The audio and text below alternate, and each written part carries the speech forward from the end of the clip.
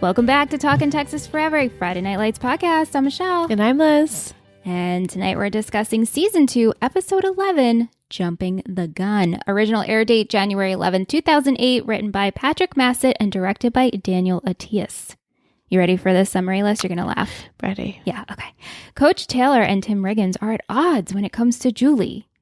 And Tim needs some advice on the situation. No advice given, but okay. The Panthers' biggest game of this season is coming up against Larrabee High School, and all of the attention seems to be focused on what Coach Taylor will do to prepare for it. No. Brian is running into obstacles when everyone wants a verbal commitment to their college programs except the one he wants. That's it. That's the header. That's the Friday Night Lights wiki summary, and I usually edit it. I make my own version, but I was like, I'm going to keep that top in there. That was a lot of not accurate things. No. The 4 words I gave you: verbal, results, apologize, and explanation. You didn't get verbal, but it makes sense. I didn't get verbal. I got really none of that. Well, I told you it was like an apology tour. True. Does that make sense? True, now? true. Yeah. And I did say Coach was going to apologize to Tim. So you did. Yeah. Okay. So let's start with verbal.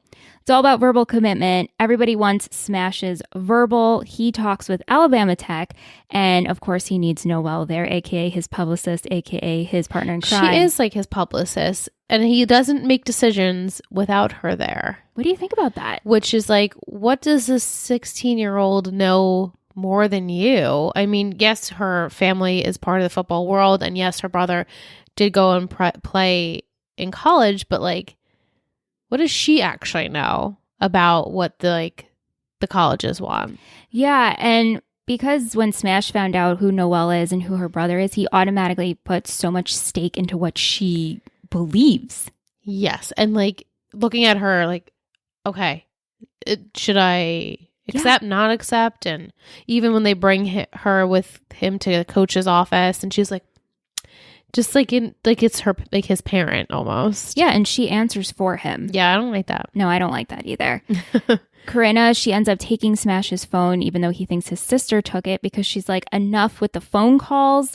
You need to get back to school and you need to be studying. And she doesn't want him making a commitment too soon. Right. And she doesn't really like trust. I mean, I know she doesn't trust Noelle. She doesn't like her. And she doesn't like that Smash is putting so much faith and trust into her. And it's clouding his judgment. He doesn't, he has no gut, like he doesn't know where his gut's taking him anywhere. He's just going based off what she says would be good for him. Yeah, and this is really affecting Corinna. We see her in the supermarket and we have a recruiter who... Inappropriate. It's inappropriate. He has the best intentions, trying to say like, hey, if your son goes with us, we'll give him a full ride. We can relocate you. We know what it's like to be a single mother. Yeah, we'll give you a 9 to 5, like a normal hours. She's like, how do you even know that you could do that for me? He also wants to pay for her groceries, and Tammy's there. She overhears after Corinna tells this guy like, hey, please back off. He doesn't get the memo. Tammy ends up stepping in, and she's like, sir, you need to go. Have a great day. Please leave. What did you think about like Corinna's? I feel like she harps on the fact that he's going to get hurt. She said this multiple times because she's seen what could happen. Like we all watched Jason Street, what happened with him. So she's afraid that if for something, even if he obviously hopefully wouldn't get as injured as badly as Jason, but like what if he did break his ankle and then he can't play for the rest of the season? Does he lose his place on the team? Will she lose her house? Will she lose her job? Like she's just thinking about the future, and I think she's being very obviously smart about it. And she's like, no, I can't be bought. Like, stop trying to make deals with me. Like, my son's going to go to the right college for him. And she's kind of hoping that my son's going to go to the right college for his education. Yeah. And not just for the football team. Right.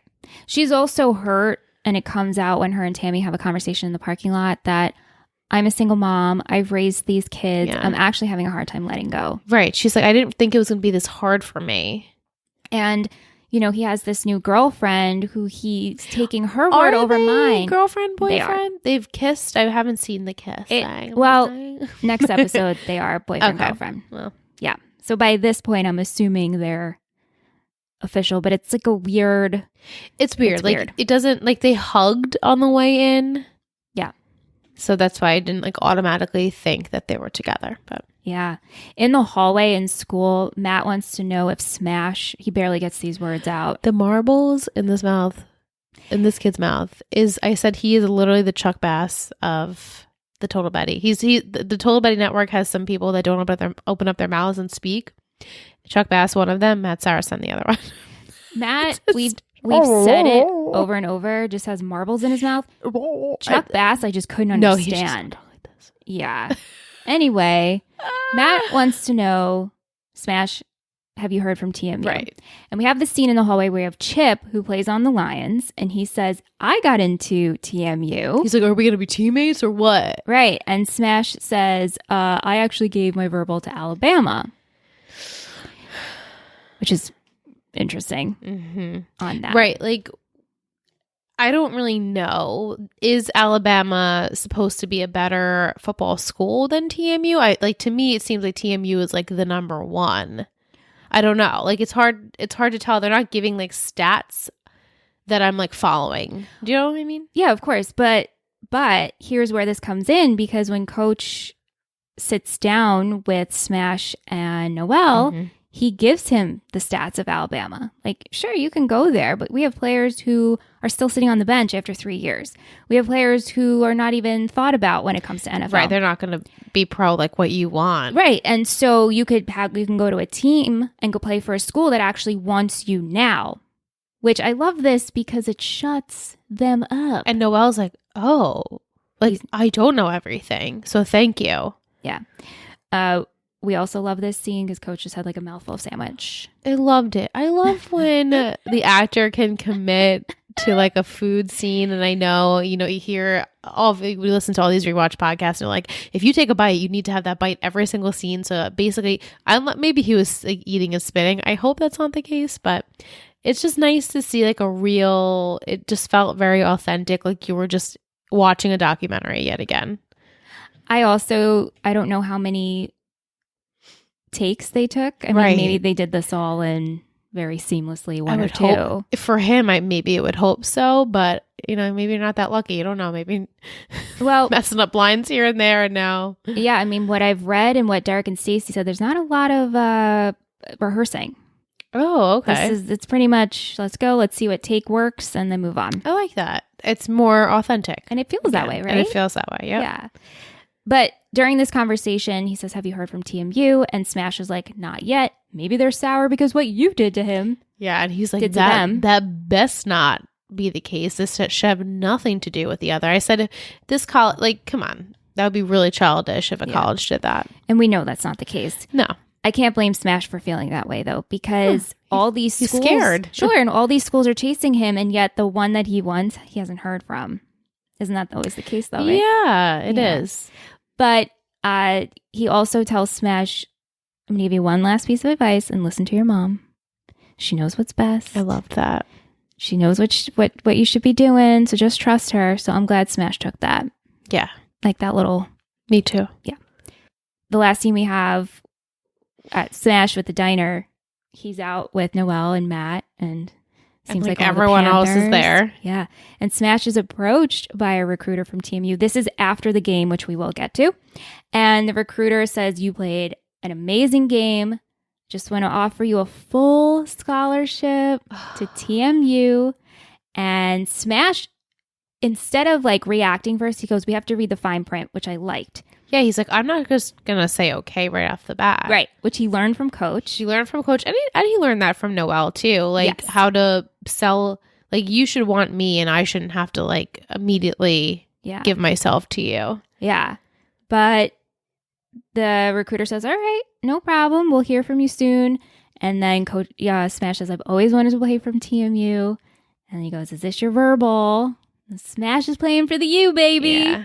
I got a little choked up, ladies and gents. I know. And then he hugs Noel, hugs a couple other teammates, and goes, I gotta go tell my mom. I love that. I know. Gotta run home to mama. And so he walks in with a bouquet of flowers. Also made me cry. And Corinna, she goes, you better take those shoes off. She's like, I just cleaned that floor. But he says because she doesn't even she doesn't look up yet, and she's like, "Oh, okay." Yeah. And he says, I gave my verbal to TMU. And she says, is this what you want? And he says, yes. And they cry and they hug. And I cried. And Oh my God. Even you summing it up is like making me tear up again. Just was really sweet and heartfelt. And like, I think at the end of the day, they both felt like it was the right decision for them as a family and for her kid. And I think she understood, like, okay, he did hear me. Yeah, but this was like just a heartwarming scene. And I always love the scenes with Smash and Corinna. Me too. Will and Kate, they both want to know, what is your prediction? What is Smash's football future endgame? He's got to go pro. It's like, it's built into the show. Like every season so far, and every time we talk about Smash's future, like, that's it. I don't hear that from any other kid so far. I mean, I know he's the only technical senior on the team right now, but we don't really hear that from Matt, from Tim. I mean, Landry, but we didn't even see Landry in this episode. So we don't really hear like future plans, but we very much focus on Smash saying, no, I need to become pro. I need to make money. I need to help my family. Like, I see that as his path. If anyone out of the show makes it pro, it would be him. Do you think we're going to see it happen? Yeah. Well, if not, we go like in the last season, like a typical flash forward, and he's playing for an NFL team. Okay. Kate also says, I thought it was interesting that they mentioned that he and Chip will be teammates. Right. I hope we don't see this kid again. Do you think we'll see anything there? Or is Chip on the island? No, I think Chip might not be on the island, but I think I don't think my stomach is like going crazy. I don't think we're going to like focus in on Chip as a character. I really don't. If we are, I'm going to be very surprised. I don't remember. I feel like we just used Chip as a pawn. That's it. In this story. It's just to make the story. In this particular, For Smash. Right. Let's move on to results. Okay, so Shells. She got a results from her real estate exam and she passed, which is super exciting. Good Everybody's impressed. And she wants to just take everyone out to dinner. And Coach is like, well, hold up. We got to figure out your future here. He was cracking me up. And honestly, I felt like we were getting like played. I thought maybe she like looked at it, saw that she didn't get in, and then like kind of made it like, I got in. And then we were going to like spiral from there. But luckily we didn't. We spiraled in another way. Yeah. But I'm glad that she actually did get in. She wasn't lying. What did you think about her idea of putting in another phone line, just $9 a month? Just $9 a month. For her and Julie to share. And Julie was like, yes, please. I would love to have my own phone line. I thought that was super cute. She was thinking about the future, but also thinking about the future of her just living in their house. Yeah. Well, I feel like it's been an ongoing, every week we see them get a little bit more agitated with her. Yeah. Definitely. Which is natural. Definitely. It's been a while. It has been. Gracie Bell's like, I don't know, like 2 months, maybe 3 months at this point. Yeah. She holding her own head up. Yeah, she's like 3 months. I mean, I don't know. But yeah, the aging and timing is weird. I'm sure. It's because next week we discuss some things. I'm like, does this make sense with aging and the baby? But Tammy has had it ultimately with Shells. And the final straw was she bought a carton of eggs, spilled all over the kitchen floor. And so Tammy has to go into the garage. We have this siege. She has to grab paper towels. And Coach, as we know, his office, Coach Dickey's has been using. So he's using the home garage as his office, trying to get plays and figure out how he's going to win Friday's game. And so Eric, he ends up trying to watch game on the TV. He's watching his tape. And it got taped over by The Office, which Shelly, oops. So funny. I didn't mean it.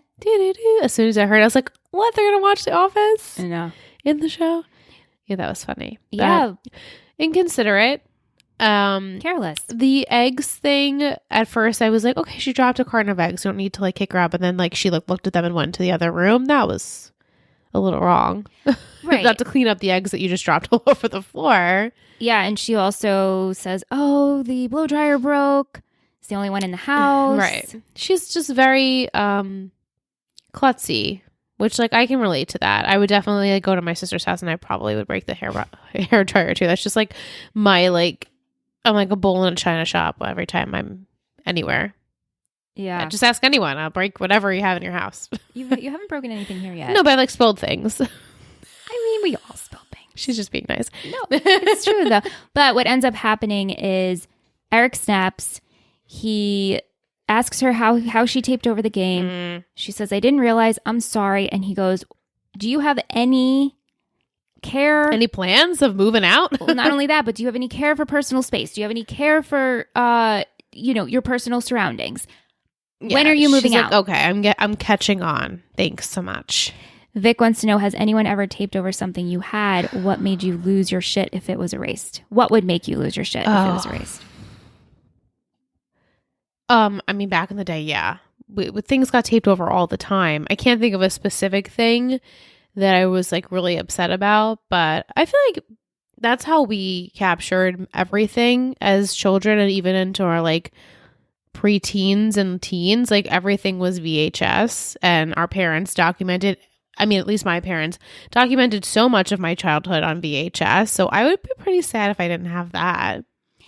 Yeah. You know, like if someone happened to have taped over like, I don't know, like my sister taking her first steps, like if my parents happened to get that and someone taped over it, like I'd be like, oh, that sucks. But I can't think of anything specific that has happened to me.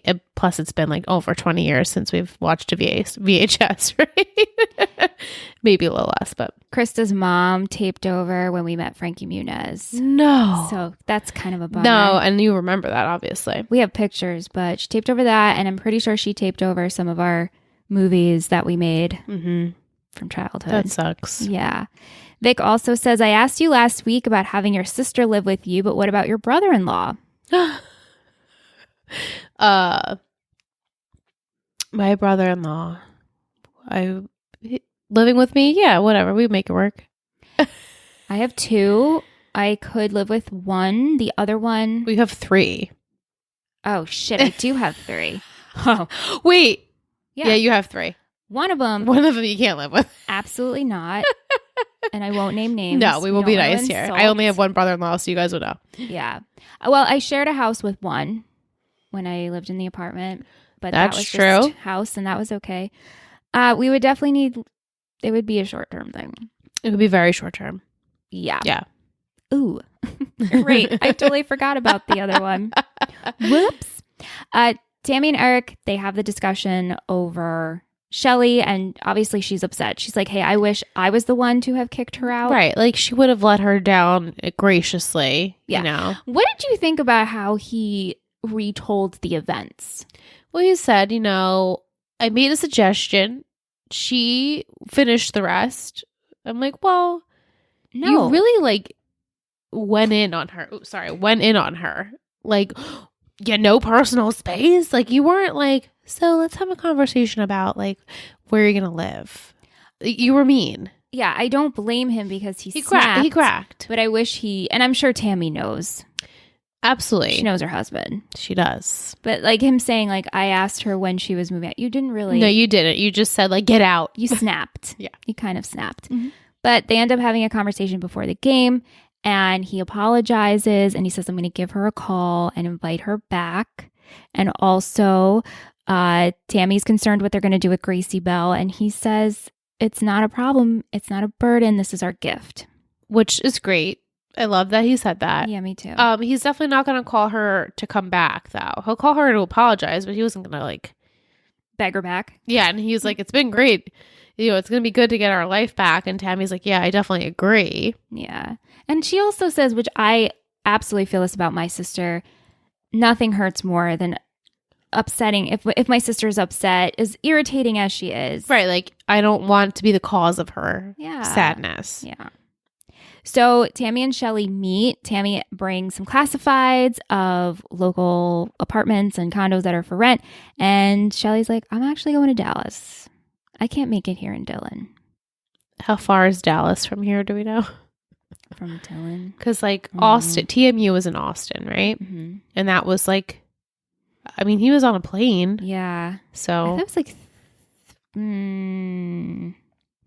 I don't know. It's okay. We don't know logistics. We're not going to try. Kate pretend. says, did you notice that in the scene when Tammy met Shelley at the cafe, she was wearing the shirt that Shelley was wearing at the beginning, which said she was too tight and sexy for her? I did not notice. Yeah, I did notice this. I thought that was a fun detail, and it was definitely tight and sexy. Both sisters look great in that shirt. I'm sure they did. They both look good at anything. Yeah. Let's move on to apologize. Okay, so episode opens, Julie wakes up hungover from the night before, and Coach comes in and apologizes to her for letting Riggins stay in the house. Like, it was my bad, my mistake. I should have like okayed it with everyone first. Yeah, and he says, if he looks at you at school, you let me know. Let me know. And she's like, okay, Dad. I'll take care of this. Tim has nowhere to go, so he ends up sleeping in the locker room. Coach finds him, and he's like, you can't be here, which we know, where's Tim going to go? Where's he going to go? And Coach is very pissed. So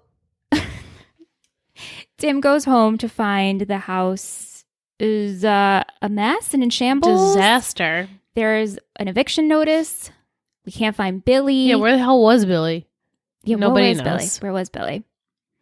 And Julie finally musters up the courage to go apologize to Riggins. She starts there first, and he's completely charmed by her in a very sweet way. It's not in a bad way. Liz, and I read this completely different. I didn't. I didn't think he was like smitten with her. No, just charmed. Just like, kind of like, you're sweet, kid. Julie. Like, you have so much to learn. Kind of like, I'm your older brother. But yes, even though, exactly. But just seeing the smile on that man's face, that boy's face, because he's technically a boy. He's heartbreakingly beautiful. Heartbreakingly. What did Aunt say? It's not fair. It's not fair to have all of that or have so much or something. Yeah. Yeah. Because, even the man can appreciate the beauty of this man. And it's, it hurts in so many ways to watch. But I liked how he's just like, it's all right, Julie. Yeah, well, Julie, before the game, she finally comes clean to Eric and says, I really need to talk to you. It was all my fault. He actually saved me. Did Coach know that she was drunk, or he just thought that they were like in a hookup? Like, what he saw, like, no, he didn't know she was drunk. Okay, so nobody knew she was drunk. Okay. Nobody knew she was drunk, and also convenient thought that Tim was going to hook up with her. Right. So to me, it looked worse last week because it made it look like Tim was trying to take advantage of her while she was drunk. So I didn't know if Coach actually, I assumed Coach like knew she was drunk and like blamed Tim for her being drunk and also trying to kiss her. But he didn't even know she was drunk. No. Which she says, I was drunk and also Tim was protecting me. Save me. Yeah. And so this is great to tell Eric right before the game. Yeah, he's pissed. He's like, damn you, Julie. Damn. Yeah. After the game, him and Julie, they do have a cute conversation on the couch. Like, I love you. I'm disappointed in you. Yep. You can't lie to us. Me and your mom will figure it out. But we understand people make mistakes. Capiche? Capiche. It was a great speech. He's a good father. He does good fatherly things. There's some other things. I don't think I agree, but he is a very good father. He's a very good father. It's cute, though. They have a movie night. Yeah. With Tammy and the baby. Vic says, what movie would be your perfect choice for the night? For my family or just like by myself? I'm assuming for a family movie night. Family movie night. If I didn't have children, it was just like my family and I, probably Twilight. If I'm just being honest, it'd be my sister and I just watching Twilight. And your mom? My mom would watch Twilight, yeah. My grandma's watched them before, too. Yeah. Randy has seen the first one. He hasn't seen any of the others, which I'm like, can we please watch them?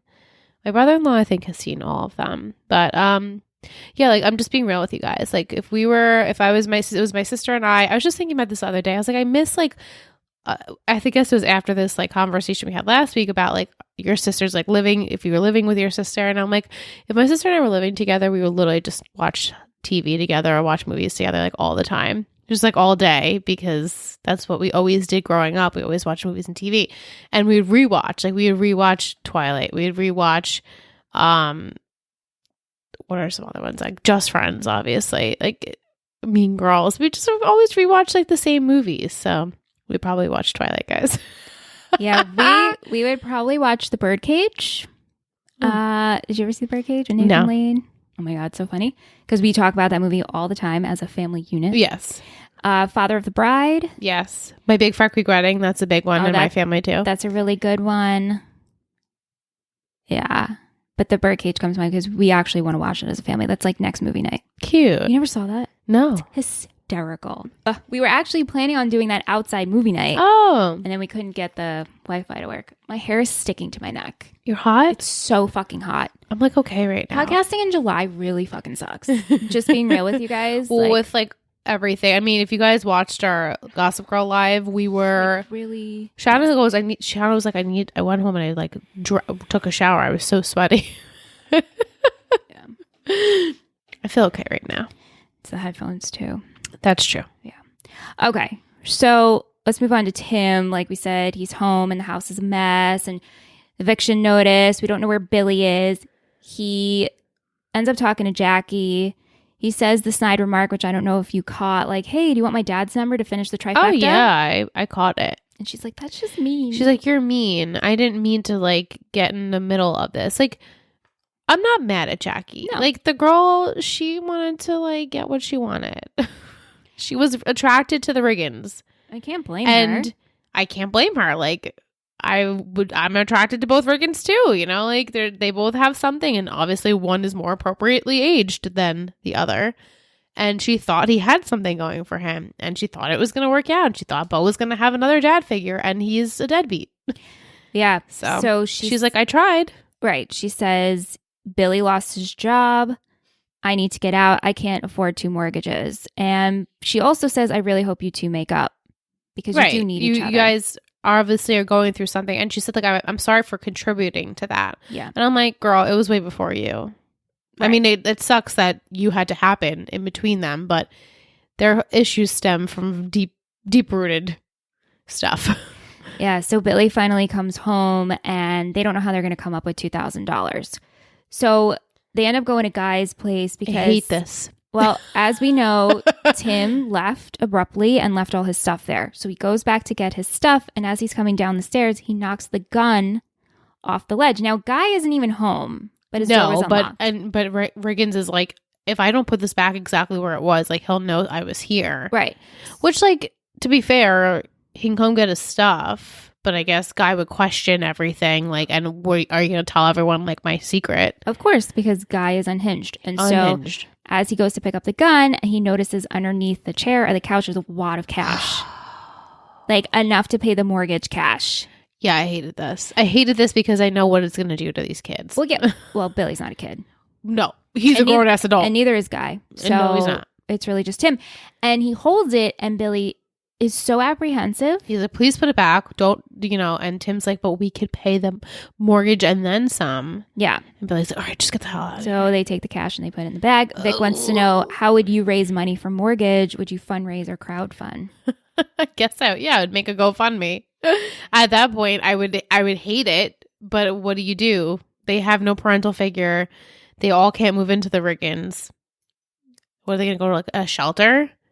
Yeah, I'd probably go to Coach and say, can we have like a pancake breakfast? Yeah, a pancake breakfast, or like, buddy, like, let's do something with like Garrity Motors. Can we like throw a fundraiser for the football team and just like get this kid to college or so? I don't know, like just something like get this kid further in his life. Like, it's Riggins. And also we need money for mortgage. So can we help this community family out? Yes. We'll see what happens with that. It's dicey. But for now, the mortgage is paid. Billy is super paranoid. Wouldn't you be? Of course. I would be shitting they're like Landry. Yes. They're at the same level as Landry because like their life is still at stake here. Yes. Yeah. So much so when they get a knock at the door, Tim is acting cool, but he's like, oh no, who is that? Oh God, it's just Coach. It's just Coach. It's just Coach. He's like, relax, we're good. Yeah. It's like, oh my God, you don't want to have to keep doing that every day, every minute. Yeah. So Coach comes over and he apologizes to Tim for jumping to conclusions and says what he did was honorable, which, like, this is great. It was honorable, but you just stole cash. So let's let that sit. Am I honorable? Yeah. Yeah. Yeah. Right, Tim? Like, you're doing like one 1 step forward and 3 steps back. Is it like when Aladdin stole bread? He was poor, homeless. He's hungry. He was hungry. The apple. Oh my. Yeah, I know. Abu with the apple. You know, like he's a street rat. But also, Rick is the same. That's why I'm attracted to. I love Aladdin. Oh, me too. But like, you're an idiot because Guy is gonna see. He knows you're the only. I'm sure Tim has a key, right? Or the door was unlocked. His stuff is gone. His stuff is. It's a red flag. Your stuff is gone. Oh wait, and the money's gone. Right. And I know where you live. I'm sure he figured it out. Small town. And I know where you go to school. Yeah, not good. Yeah. All right. Last but not least, explanation. We finally get some explanations happening with Coach Dickey's. The Lions are still at Dylan. It's been 2 weeks. Tension is really high. Coach tries to hang out with him a couple of times or just make casual conversation. He's like, we got to be in the same, like, we might as well, like, try and make it work here, like coexist. But Dickey's is like, nah. Yeah. And we see a couple of times him turn him down. And at first we're like, okay, he's just being a dick. But then he gets a phone call, which you predicted while we were watching. There's some bad news is happening over the line. Yeah. Like he's literally such a dick that you know something bad is happening in his life. And granted, like this tornado has uprooted these kids and their families and the coach and everything. So it's like on top of that, yeah, you know, it's just a lot of stress that he doesn't know where to like put it. And so he just acts out because he doesn't know how else to like react when he's under this amount of stress. And so then when he hung up, I was like, oh, he just got like some really bad news.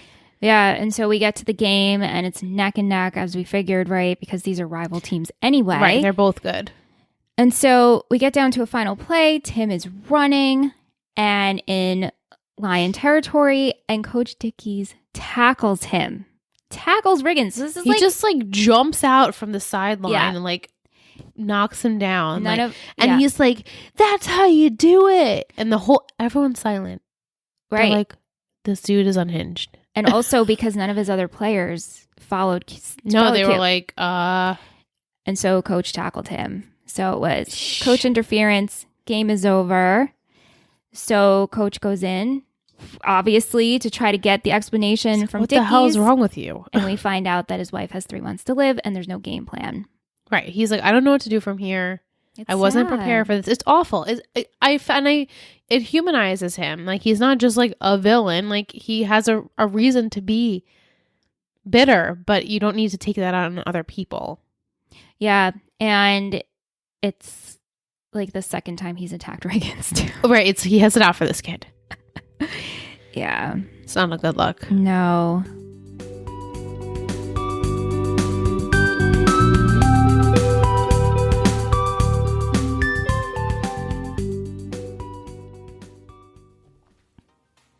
We hope you're enjoying this week's episode of Talkin' Texas Forever and appreciate you for listening every single week. All of our shows are funded by our Betties who pledge to our network, and it means the absolute world to us. You hear us talk about it every week, but just in case you were wondering a little bit more, we have tiers starting at $1 and offer some pretty cool perks like guest hosting on the podcast, listening to episodes a day early, and access to the best group chat ever via Discord. These are just to name a few. To learn more about our network and everything we offer, check out patreon.com/Total Betty Podcast Network.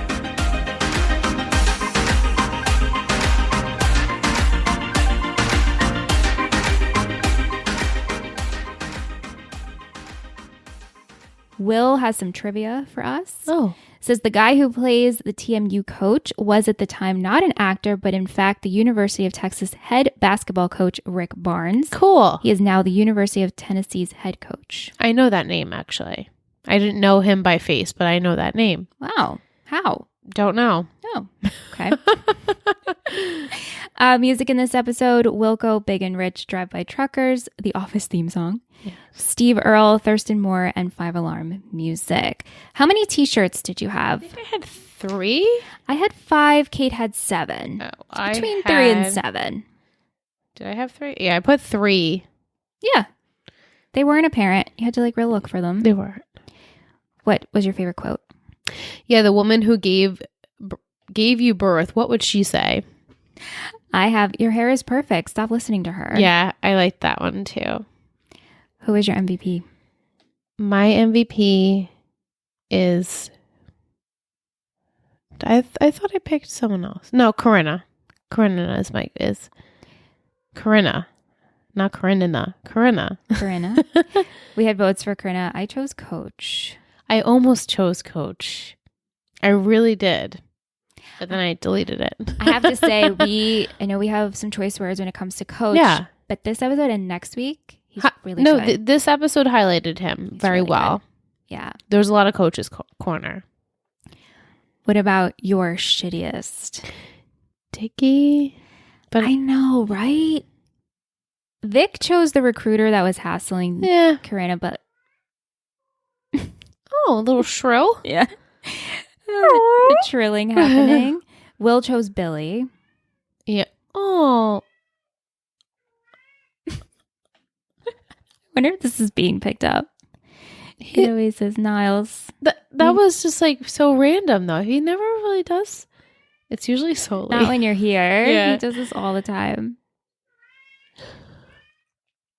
You let him in. Yeah. But yeah, I know Coach Dickey's right, but like we understand now.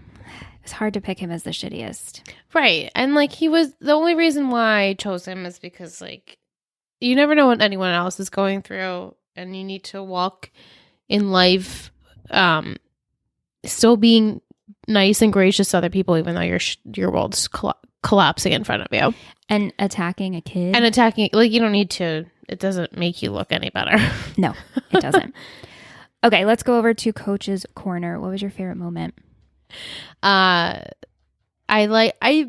hard. It's a toss up between him with Smash in the office or him with Friggins. I think I'm gonna go with him and Smash. Yeah, same. Because I felt like he was the one apologizing to Tim in that scene, but he really did coach Smash. And he schooled Noelle too. He's like, actually, you guys don't know anything. Stop pretending like you're experts. Like, talk to me. I am a pro at this. I've been doing this a long time. So I really appreciated his speech, and he was given all the good advice. I also love that Tammy had her coach moment with Corinna. Yes, I like that too. So the Taylors were helping the Williams Yeah. this episode. Yeah, they were. It's really good. All right, let's go into a booster of the week list. Who are we supported by?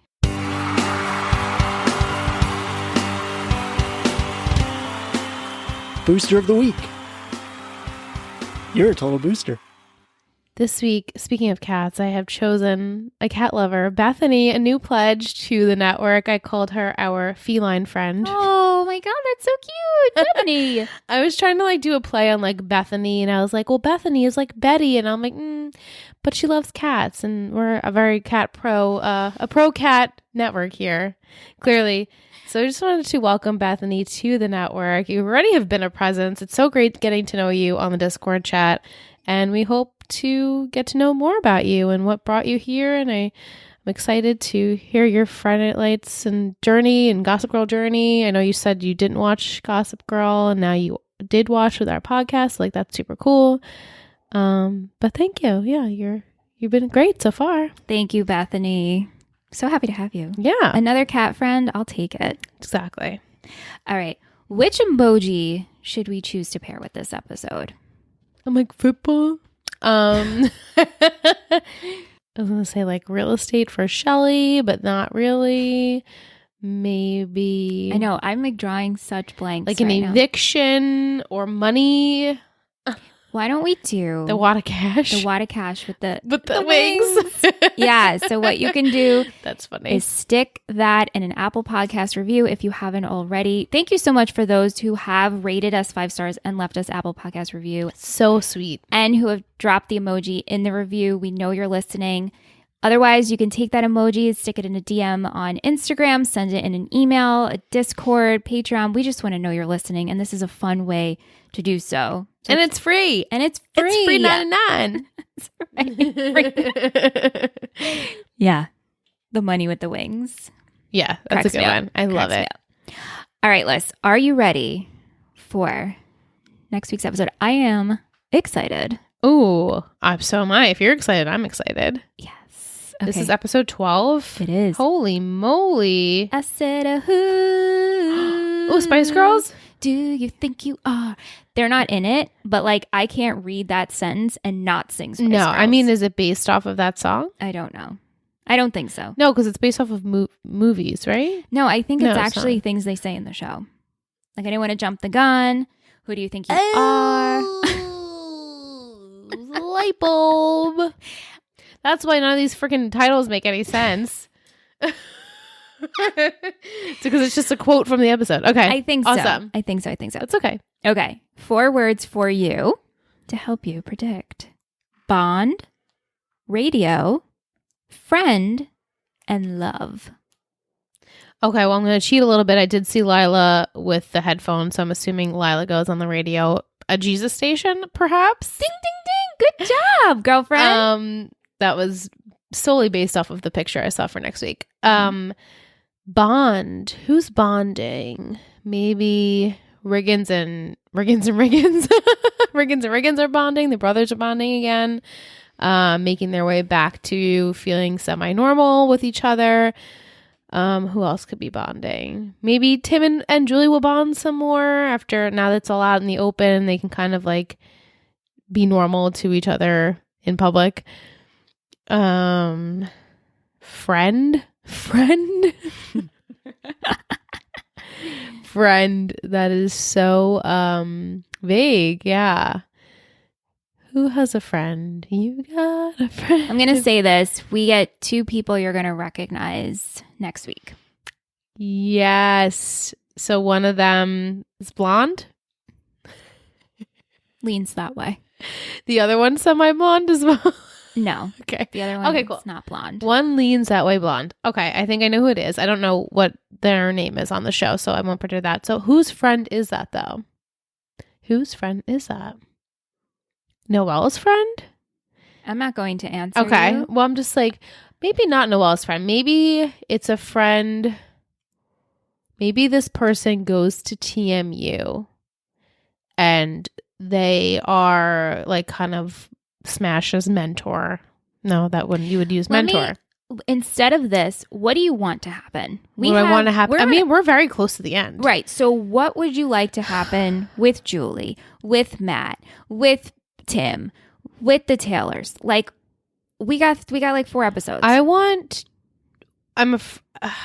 I want to happen is not going to happen, as I want, Guy to not figure out that Tim and Billy have this money, but I know obviously he's going to. Oh, is this guy maybe Guy's friend? Guy's friend? I don't know. Billy's friend? What do I want to happen? Okay, let's go back. What do I want to happen for Julie? I want Julie. Wait, can you tell me if Noah's on the island? Oh, last week when you were like, think about it. Really think about it. I was like, it's fucking Noah. How are you kidding? Are you kidding me though? How did my face not give it away every single week? But are you kidding me though? He's gone. That storyline's gone. I do not go back to it. Floored. But I also predicted, just like happened to be driving and I'm like, it's Noah. Yes. You dumbass. She's been trying to tell you this whole time. It's Noah. So that's completely scratched. I'm not even going to go back to that at all, obviously. So I want, maybe Julie is still going to like write for the paper, do really well in school. Where, can you give me like an idea of where we're going to end this in the semester? No, you don't want to give it to me, or you don't know?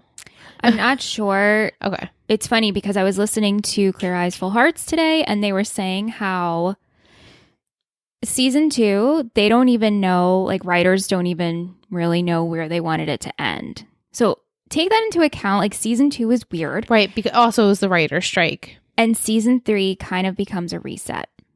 I will give you that. So putting stock into some storylines in season 2. I'm going to completely ignore Carlotta and Matt. They're the ones that are going to say love next week, though. I'll give you that. But then she's going to go. She's going to be, I love you, but like I totally got a new job somewhere because I'm going on the island. Like I'm not coming into season 3. That's my full prediction there. Yeah. Julie, like I said, I would love to see her like do something with the paper. keep good friends with Lois. Maybe become friends with Riggins. Did we like how thirsty Lois was waving to Riggins as she drove by so she could say her apologies? Yeah. Get it, Lois. Me too. Lois, you are all of us. I don't really know what I want for Julie, though. That's okay. You know, like, she's a tough one. Matt, obviously, I want him to, I guess, move on without Carlotta, because I obviously don't think that they're endgame here. I just said I think she's going to go on the island. I would like to see maybe, I don't know if I would like to see it, but I could predict like Matt and Julie not getting back together, but kind of like making a friendship again. Oh, maybe that's what you mean by friend. I don't know. Maybe. But no, because this semi-blonde boy is going to come in. You get two people, though. Just remember. Oh. I said you get two people. Two people you're going to recognize. You're right. It's okay. Do I know about the other person that comes, though? You'll recognize the actor. Yeah, but do I know that they come? Obviously not, because No. I only really know two people that come. No. Okay. No. Okay, cool. So you have something to look forward to. Season 2, to me, of Friday Night Lights, is like Mario Brothers 2, Mm-hmm. where you pick up vegetables and throw them, and it's like a weird game. It's fun, and you enjoy parts of it. It could be really frustrating, and it's really hard to beat. That, to me, is Season 2. And like that, in a nutshell, that all makes sense to me. Every show has that like season. It's just weird that it's Season 2. Right, like doesn't need to be season 2. Season 4, okay. Season 6. Season 6. Season 8. 7, 8, 9. No, But yeah, right? Right. You don't need to have that in 2. And like, granted, I don't know how much they were planning before the writer's strike happened, after the writer's strike. Like, we don't really know exactly. And maybe they do, and obviously, like, I don't know. But where were they going? They don't know where they were going. So how do you film this and not know where you're going? There was one thing, and I won't spoil it, that they wanted a certain thing to happen, and it doesn't happen until later. Yeah. And so this has nothing to do with your current predictions, it's like an overall for the show. Right. So they were wanting to do it. So it involves obviously characters that we're with now. Yeah. I mean, it's like a general. Right. Okay. But for what you predicted, you did very well. Okay, great. Yeah. This was really hard. Yeah, of course. And it probably will continue to be. I'm excited for next week, though. You're giving me like some hope. Yeah. Okay, last but not least, we're going to end with Will's Football Poetry Corner. Everyone's snapping. If you snap, we always ask, let us know. Yeah, please. Verbal commitments. National Signing Day for high school seniors is in February, so the end of football season is the time when players give their verbal commitments to schools recruiting them. Smash struggles with his verbal commitment while Julie has a hard time telling her father the truth about the situation with Tim. Finally, Corinna verbally commits to sending that Oklahoma coach to the netherworld if he doesn't back off. Adorable. Thank you, Will. Verbal commitments. Well, I can't believe we made it this far. These were a short 10 weeks, 11 weeks. I know. Thank you so much to everyone who's listening. We see the numbers growing. So if you're new here, thank you. If you're new and you just found us and you've binged this podcast, please let us know, because that would be awesome if you've made it to this point. Yeah. Just give us a shout out. You can DM us Total Betty Podcast Network, or you can email us at talkintexasforever@gmail.com. It would be just fun to hear from you if you have just started either your Friday Night Lights journey, or if you just found us and you're doing the journey with us and you're an OG watcher. Like, let us know. I'm just curious. Yeah, we'd love to hear from you, but we'll be back next week for episode 12. Who do you think you are? Thank you so much for listening to Talking Texas Forever, a Friday Night Lights podcast. You can email us at talkingtexasforever@gmail.com. If you're interested in seeing what we do with this show and all of our others, head over to Instagram at Total Betty Podcast Network. This has been a Total Betty podcast, produced and edited by Michelle Rubenstein and Alyssa Tenio, music by Anthony Vocora.